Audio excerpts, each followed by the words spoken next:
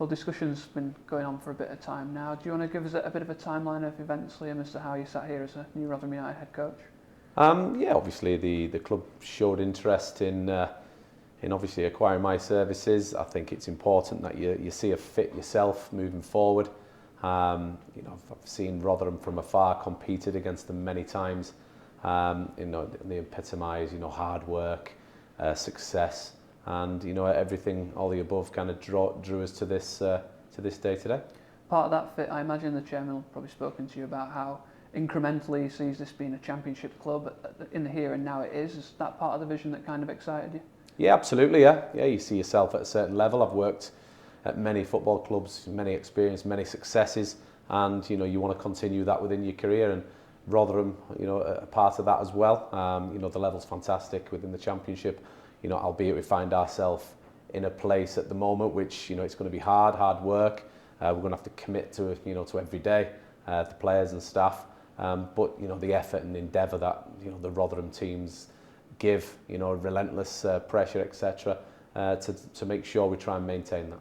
And I'm sure you've had opportunities to get back into football. You've taken a little bit of time to do that. What was it about this job particularly that kind of excited you? Alice, listen, it was a personal choice. I've been managing and coaching for 14 years, at different football clubs, different environments, and I chose to have that time off, for personal reasons. A couple of things happened in my personal life that deserved the time, but then you quickly your love of football draws you back. The love of opportunity draws you back, and that's what Rotherham gave me. You've had that time away then, perhaps that bit of tranquility. There's nothing quite to get the adrenaline going like a fight stay in the championship as soon as you're in the Absolutely. It'd be easy to kind of shy away from a challenge. I've never shone away from any challenge in my life, and this is one of them that we'll address quickly. We'll meet head on. We'll learn a lot about each other, the club, myself, the players, the staff, quite quickly at the level. But we'll certainly do it with enjoyment and hard work and endeavour to try and meet that, obviously the goal which everybody strives for. You've touched on it already, the togetherness element. It was something you really built that Wigan team on it a few years back as well, wasn't it? And I imagine something you'll try and harness while you're here. Yeah, listen, I take a pride in that myself. Around the football club, I think flippant words can be used, philosophies and cultures, but you've got to build that. It takes a while to build a real strong culture, and like you say, a togetherness where people want to play firstly for themselves, the families, for the football club, for each other, and this will be no different. During that time out of football, I'm sure you've watched plenty, you've been to games, seen different teams in action. What have you made it overall of the championship games you've seen this season? Yeah, Championship's probably one of the most competitive leagues in Europe, isn't it? I think this year especially. You look at the teams that have come down, you look at the teams that have come up, and it's made it a real competitive nature of it as well, which we're finding ourselves. But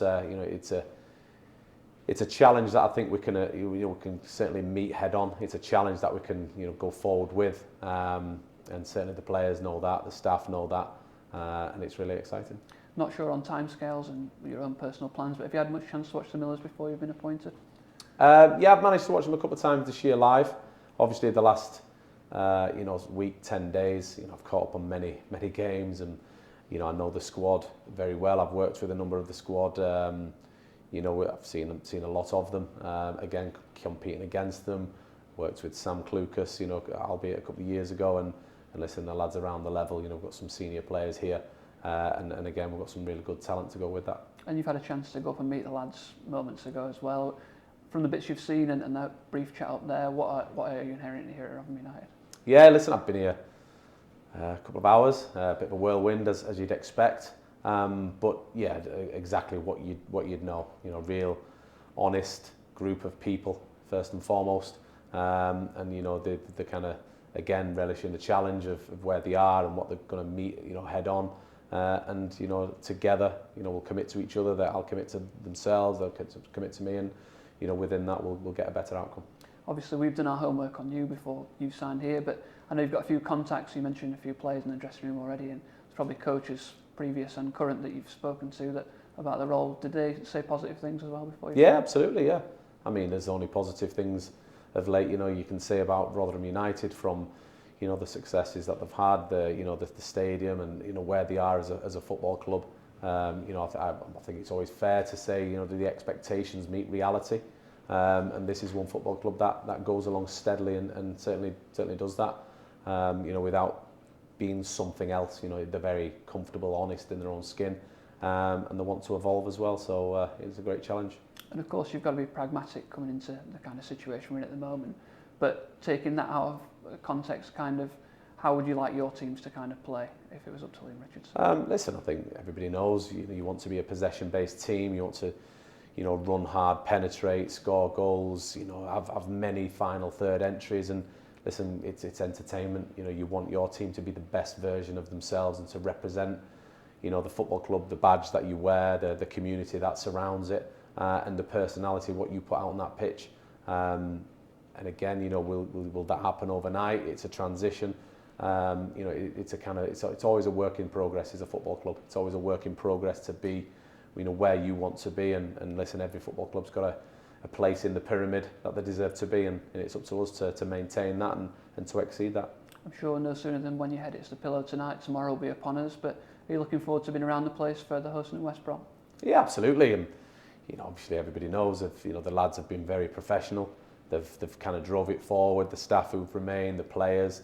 You know, obviously I haven't had any kind of dealings with the players as yet towards the game. But as you've seen, you know, there'll be effort, there'll be endeavour, there'll be a lot of commitment, like always, especially at the New York Stadium, because that's what we bring, and we must maintain that. And I suppose it's nice for it to be a home game as well. Get acquainted with the fans, and managers that have kind of sat in that seat before have had great success with it, a good relationship. Yeah, absolutely. Yeah, like I said before, just to reiterate, I've been here many times, I've competed many times, managed to be fortunate to walk out of here with 3 points. It's not easy. You know, I think the relationship with some of the fans, albeit behind the away dugout's a little bit different. So I've already got a relationship with a few of them, but you know, from watching from afar and coming as a neutral, you know, the crowd and the fan base are fantastic. And one thing you always can guarantee, they get behind the team, and when the team represents them, they let them know, and it goes hand in hand. And when the effort's there and the endeavour's there, you know, the crowd are always there. And finally, obviously, everyone wants to stay in the division. First and foremost, that is the challenge. Do you think any further beyond that, or is it at the moment just focus on the task in hand of getting above that drop line? I think first and foremost, you know, consider today. You've got a big game tomorrow. Let's concentrate on that. Let's really get a really strong performance and a positive result, and then we'll be quickly into, you know, away at Plymouth on Saturday. And then we'll look beyond that, and we'll take each day as it comes. And like I said to the players and the staff, you know, one thing that we can guarantee is that we'll commit to today, and we'll commit then to the next week, and so on. And if everybody's on the same journey and the same causeway, and you give the same level of effort and endeavour, you know, you'll get what you want.